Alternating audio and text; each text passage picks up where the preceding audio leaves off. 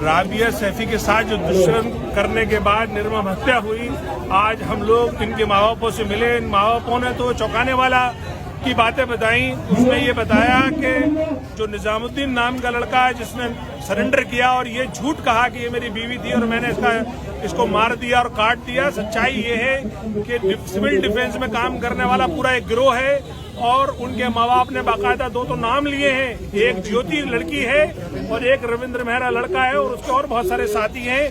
पूरा ये गिरोह है, गैंग है। उन्होंने सब ने मिलकर उस बच्ची के साथ दुष्कर्म किया, बलात्कार किया। उसके बाद उसको उसके प्राइवेट पार्ट से लेके पूरे जिस्म को काट डाला और उसे पूरी तरीके से हत्या करके उसे झाड़ी में फेंक दिया।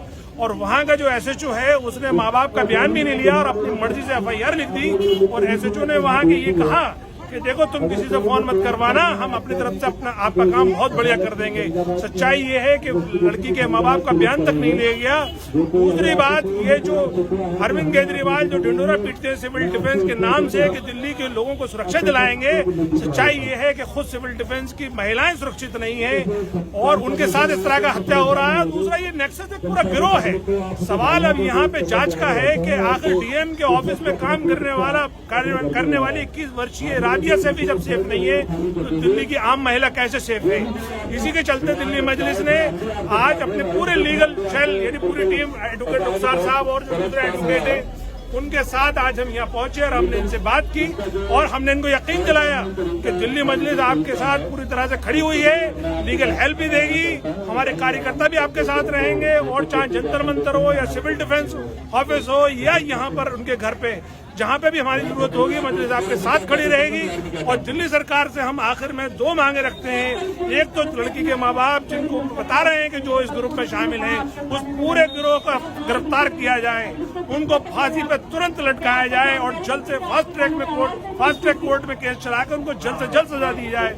दूसरी बात, जो अरविंद केजरीवाल का ड्यूटी पे तैनात कोई पुलिसकर्मी या सिविल डिफेंस कर्मी शहीद हो जाता है और ऐसी एक्सीडेंट होता है, उसको 1 करोड़ का मुआवजा देने की जो स्कीम है उसके तहत फौरन उनको 1 करोड़ रुपए का मुआवजा दिया जाए।